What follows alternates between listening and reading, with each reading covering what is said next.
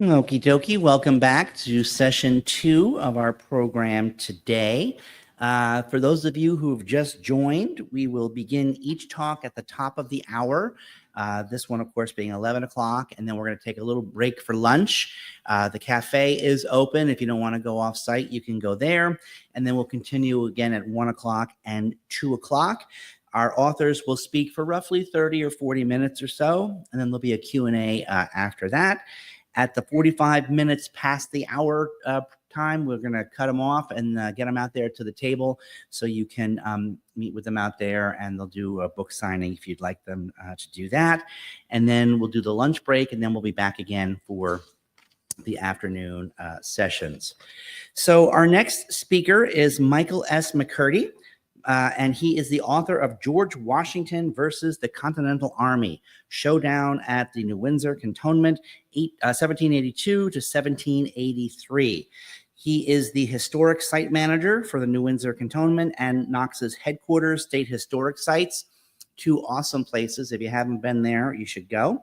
A retired Army Infantry, New York Army National Guard Lieutenant Colonel. He was one of the first military responders to the World Trade Center attack on September 11th, 2001. So thank you for that.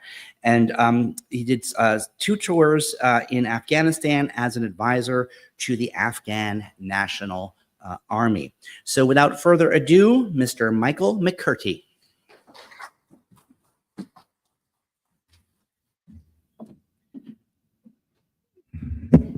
Thank you for that introduction.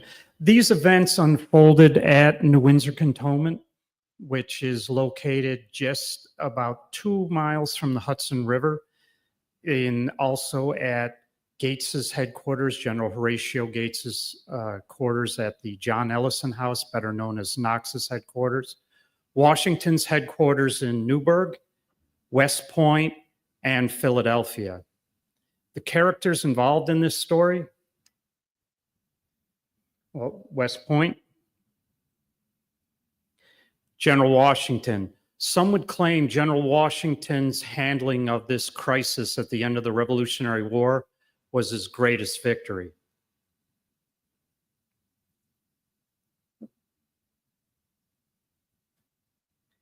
Hasbrook House, Newburgh, another great historic site for you to visit.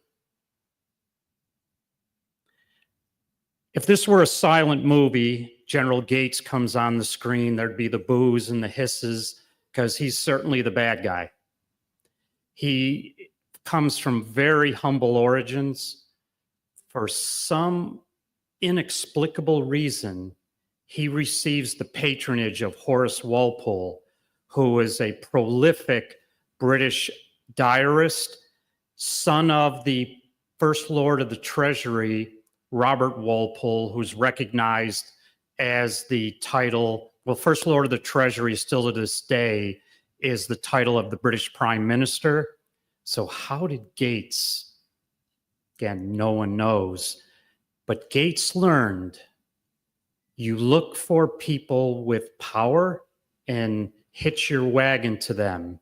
If there are people who are in your way and are not going to help you because they are very fair-minded, maybe like Washington, they are someone who is in your way and someone who needs to be circumvented to the point, if possible, I can supplant this guy. Washington and Gates despise each other. Washington is smart enough that he will not publicly disclose the dissension between him and a number of other of his senior officers, because that is going to give faith to our enemies.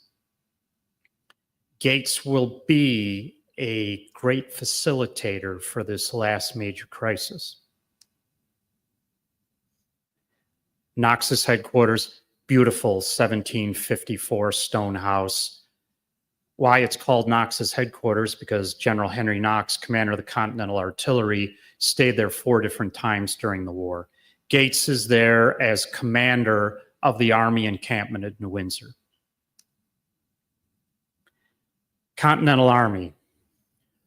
Gone were Ralph Waldo Emerson's embattled farmers who fired the shot round the world, and in their stead was revealed military professionals with all the promise and terror of a standing army. We did what we vowed we would not do, is create a professional army that could be the tool of despotism. And with the British pretty much conceding that they're going to have to give up prosecuting the subjugation of America, the greatest threat to the liberties of the country were probably our own army. You promise people things with guns in their hands, and then you renege on those promises. Well, that large body of armed men have redress, and hopefully it'll never come to that point where they will actually turn their arms against this country. You had huge mutinies. The entire Pennsylvania line encamped at Morristown, New Jersey in January 1781, mutinied. Washington hesitated sending the army against them because everyone else had the same type of grievances, and possibly they would join the mutineers. Pennsylvania officials negotiated an end to that crisis, but that put everyone on notice. You've pushed these men far too much. Oh, it's the marvel of the world how much we have denied the Continental Army adequate food, shelter, not paying them for long periods of time. Well, they're pushing back now. When the New Jersey line saw that the Pennsylvanians had gotten some of their demands answered, they mutinied. Washington finally goes, this is ridiculous. We're not going to have an army. So he sent loyal troops down and crushed the New Jersey ones. 10 of the ringleaders were singled out. Actually, it was a dozen ringleaders. They picked out 2 of the worst and had those 10 shoot the 2. That's how you deal with military mutinies. Discipline will be enforced at all costs. Washington made sure of that. Who's keeping this army together? It's the officer corps. The officer corps, they tried to maintain a distinction just like in European armies, where by and large, your officers are drawn from the aristocracy. Yes, you do have wealthy people getting their sons into the army. Many times they'll go into the professional corps like the engineers, maybe artillery. To maintain that distinction, the officers are paid more. They're expected not to have anything to do with the enlisted men, even though they had been friends prior to the war. You have to maintain that separation in order to give you that deference that you need in order to do your job, which is command your soldiers. Officers can quit at any time. You submit your resignation. You have to confirm that you don't owe the army anything. Then the resignation, General Washington will say, hey, I hate to lose you. You're a great officer. But if it's your determination to leave, there's nothing I can do about it. What happens to an army that has no officers? There has to be some incentive to keep these officers in the service. Someone comes up with, why don't we give them half pay like in European armies? If you're a British officer, you retire, you receive half your pay until the next war happens, and then you can go back into service and continue to serve. You do have, of course, full-time army existing, but when you expand to a wartime footing, you can bring all these half-time officers back up to full-time as you enlarge your army for a wartime footing. So Congress finally agreed we'll give 7 years pay. Not bad. Is it something that's going to be a major factor in changing your decision making? It remains to be seen. Officers are still resigning. Washington then stretches credulity by saying, well, if you extend it for life, most of these guys aren't going to live longer than 7 years. So eventually Congress will go, okay, we'll do it for life. Everybody's knowing we don't have the money to pay these guys. We're making promises, writing checks that we don't have the money in the bank to make good on it. So we'll see what happens, how that goes. This is a copy, an 1890s copy of a drawing done by a soldier at the New Windsor Cantonment of the Massachusetts line. Look what, in the space of about a month and a half, these men turned a forest into a city of about 600 log buildings. And not only did they cut the trees down, they hewed them to make all the logs square, because Washington is desperate to keep these guys busy.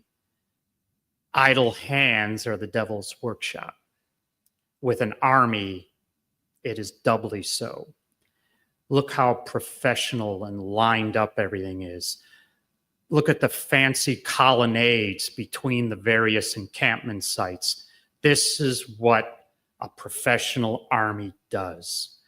They show you physically by their dress, actions, decorum, and the way they conduct themselves that they are a solid force that needs to be reckoned with, which again makes them very dangerous when they start to realize we have means of redress to all of the promises that have been made.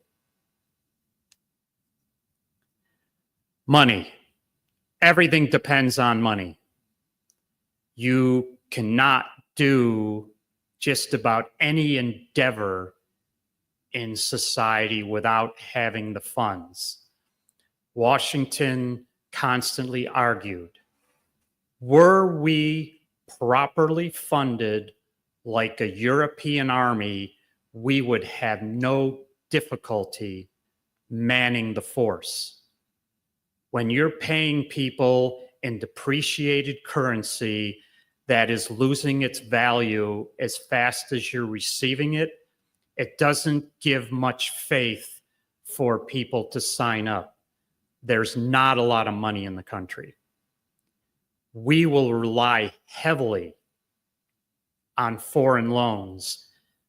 The French were incredibly important, sending their navy, sending an expeditionary force over here, but probably their single greatest thing they did for us is shipping over money so that we can financially limp along.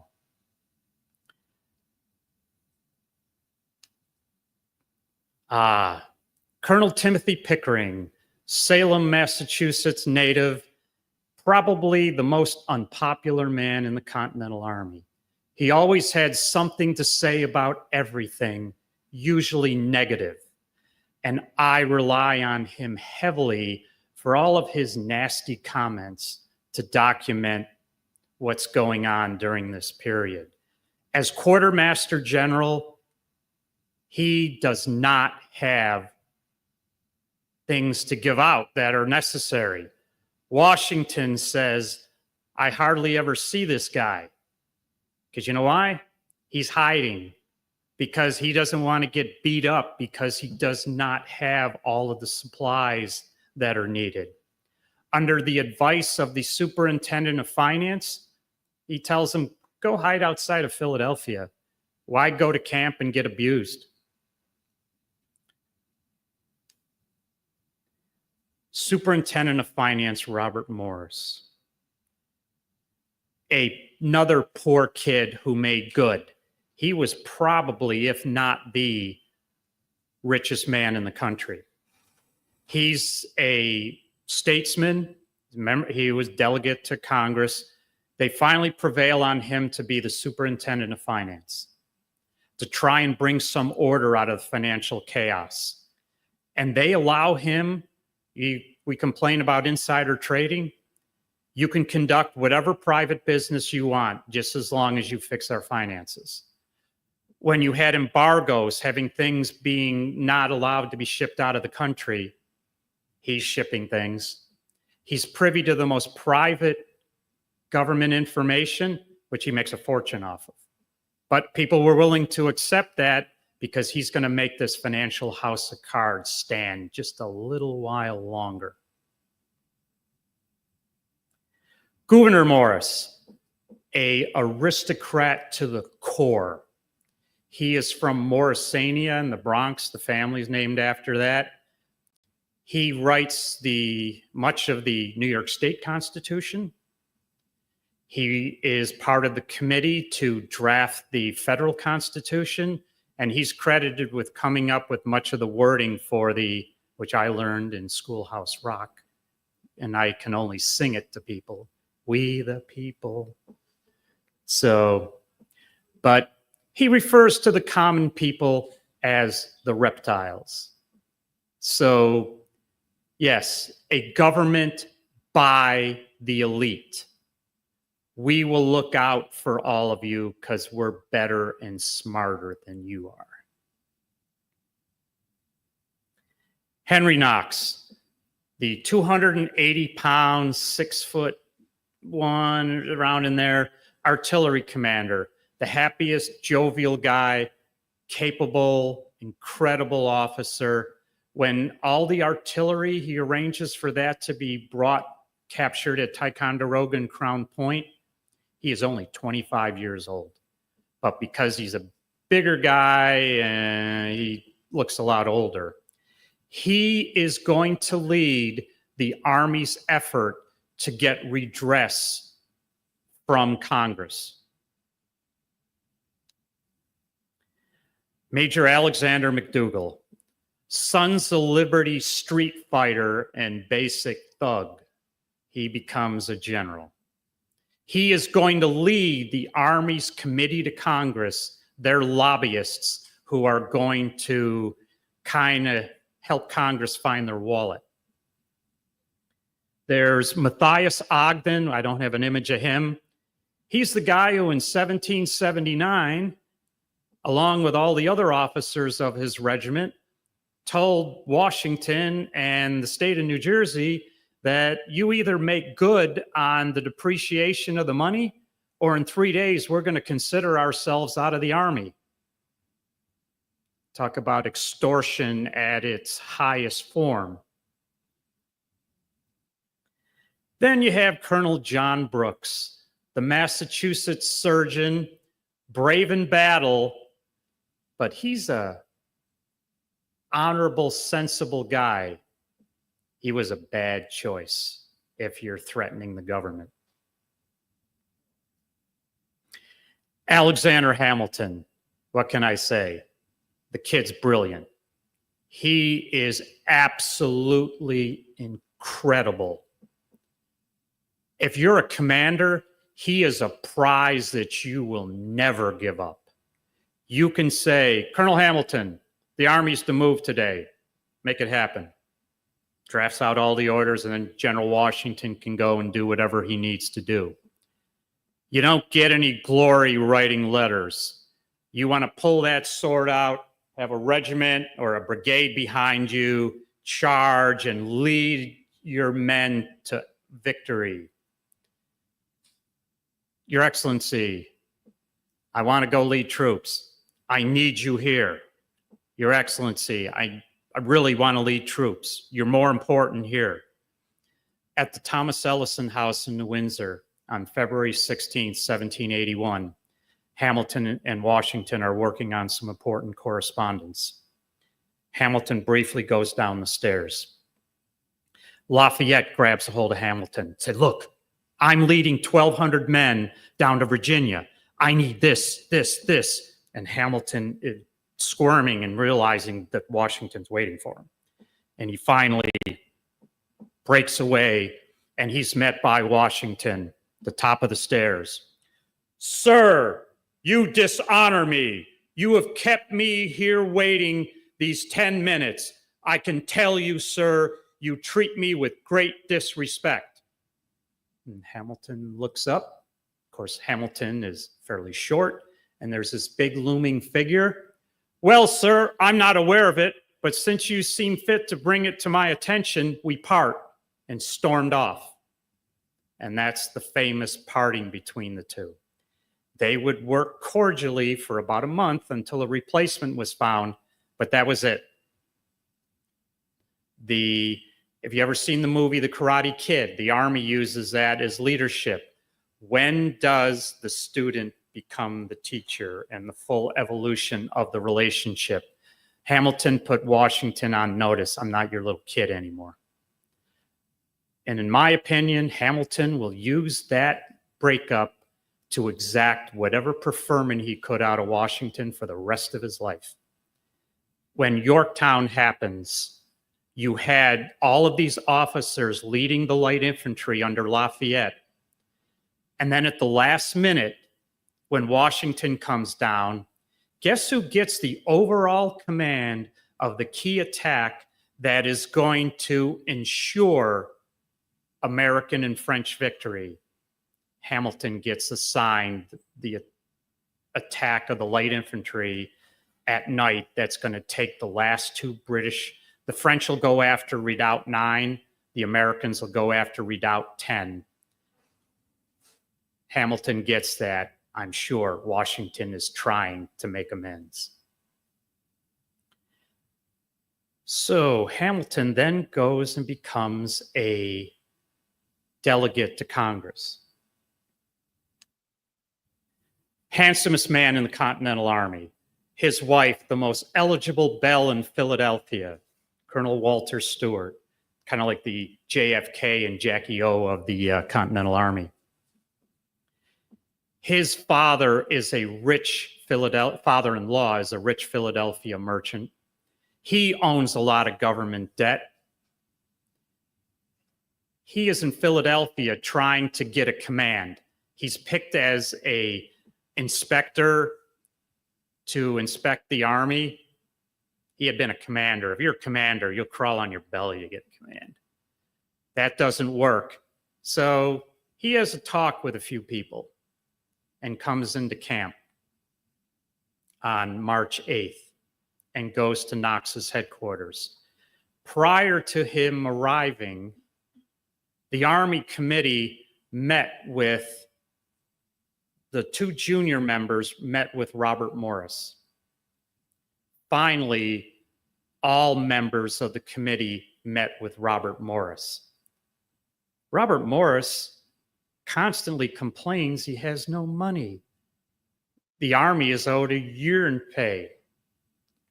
He can't, one of the things he did, everyone who owned government debt, he suspended the interest payments. Not paying the interest on the debts. So what's the next step? Repudiation. All of a sudden, he manages to come up with $15,000 in cash, plus $6,000 in notes to pay the Army, including notes to pay the officers. Hey, Army, you know how much you hate Robert Morris? He's now your buddy. Along with that shipment, John Brooks, member of the Army committee, shows up to camp. And he is supposed to tell the officers that they are to combine together in a manly association, that they will not disband until all their accounts are settled. He comes with that coin shipment and goes right to Washington. We don't know what he told, whether he named names, but Washington had some idea there's something going on. Stewart is the second emissary. And when he arrives at Knox's headquarters, This guy, a son of a militia major general, John Armstrong, is going to draft the first letter. The first letter, Temple of Virtue is where the showdown is going to be. The first letter, when those very swords, the instruments and companions of your glory, shall be taken from your sides, and no remaining mark of military distinction left but your wants, infirmities, and scars, can you then consent to be the only sufferers by this resolution, and retiring from the field, grow old in poverty, wretchedness, and contempt? If you're determined to be in any proportion to your wrongs, carry your appeal from justice to the fears of government, change the milk and water tone, and you tell them you give us what is owed or else. That letter is distributed amongst the officers in camp. Washington gets a copy and he's horrified. It's not that he had not warned it.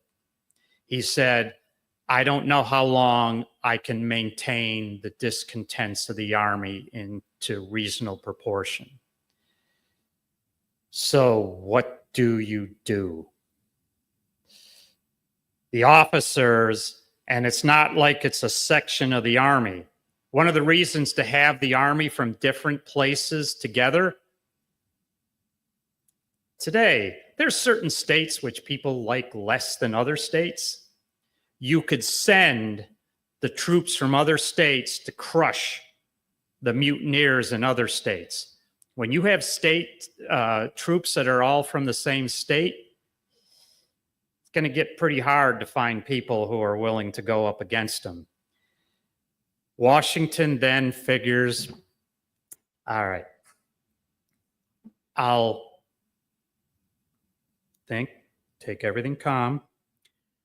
He'll put in general orders. I trust the officers would have good sense to ignore such an irregular invitation, but if they don't, I ban the unauthorized meeting that was called on March 11th. And then he points out to him, instead, we will have a presentation on March 15th in the Temple of Virtue, the building I showed you the picture of, from the Committee of Congress. John Armstrong then sends off another letter. By not banning the proceedings outright, Washington actually supported their tough rhetoric, which couldn't have been further from the truth. Washington then did the most important thing. He rode into camp and met with all the brigade commanders, the guys who actually control the troops. Staff officers can scheme and plot all they want, but without troops, they are powerless. You know who he never met with? A guy named Gates, his second in command. So at the height of this crisis, Washington crippled Gates's authority by appealing directly to the commander of his troops.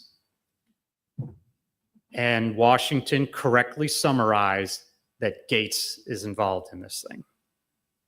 How would you like to have that, being an army commander and having your number two inciting a rebellion amongst your officers? March 15th. Why not 12th? Why not the 13th? Why not the 14th? March 15th is a wonderful day. At least it was for me 61 years ago. That's my birthday. He is hearkening back to another March 15th, nearly 2 millennia before, where the fate of the Western world was decided by the assassination of Julius Caesar. His speech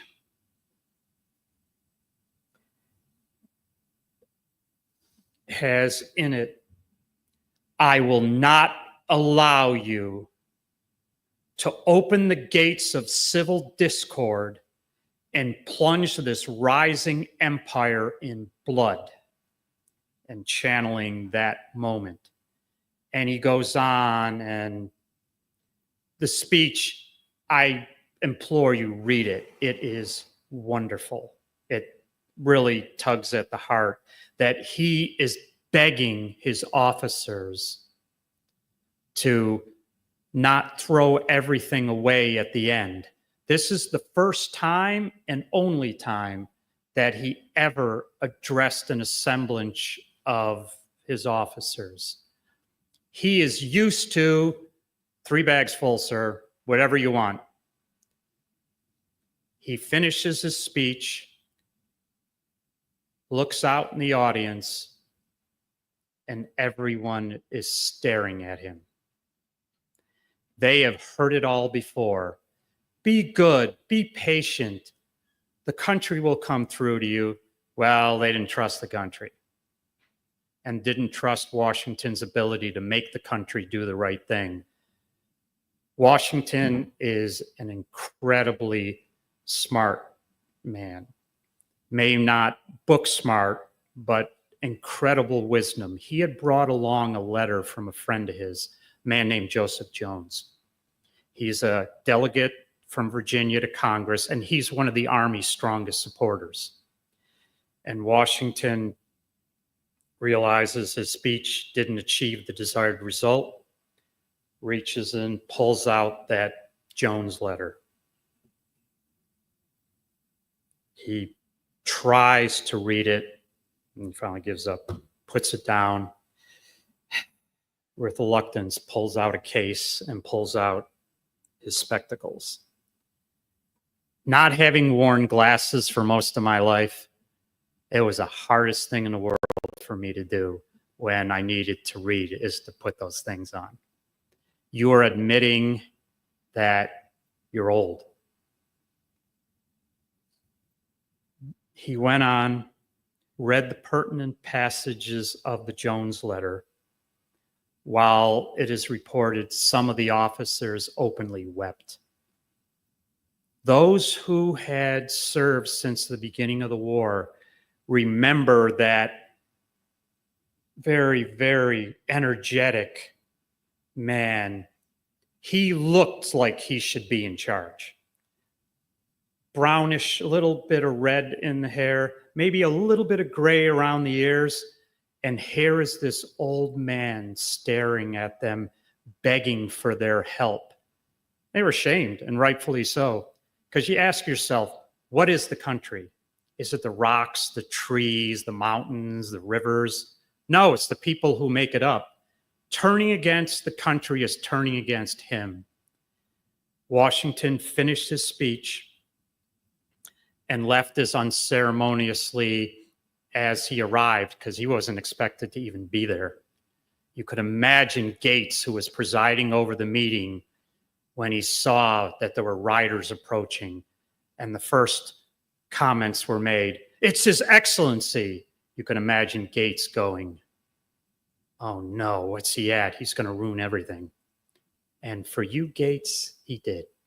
And for the future of our country, thank God that he did. Thank you.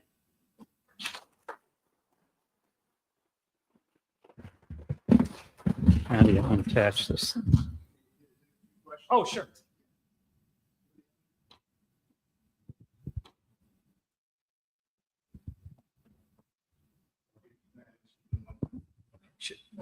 Sure, sorry about that. Hi, my wife and I have really enjoyed, it's just due south of New Hope, Pennsylvania. There's a whole national park dedicated to Washington's crossing of the Delaware. I didn't know this. Usually the dopey husband, my wife says, well, they don't really know where he crossed, but they just built the park here. Do we know where he crossed? Like, is that lore and urban myth, or did all that really occur? Well, the exact, where the boats, where his exact boat went over, those boats that, again, it's off topic, but those boats that they used, those were actually Durham boats. And Durham boats were these huge boats that transferred heavy cargo like iron across the river, and there's landings. You can't just take one of those boats and go, hey, I'm going to go here. So there were actual crossing points, established crossing points. Bless his heart, Emmanuel Lutz, when he did his crossing the Delaware, when I was 5 years old, I decided I was going to recreate that out of blocks.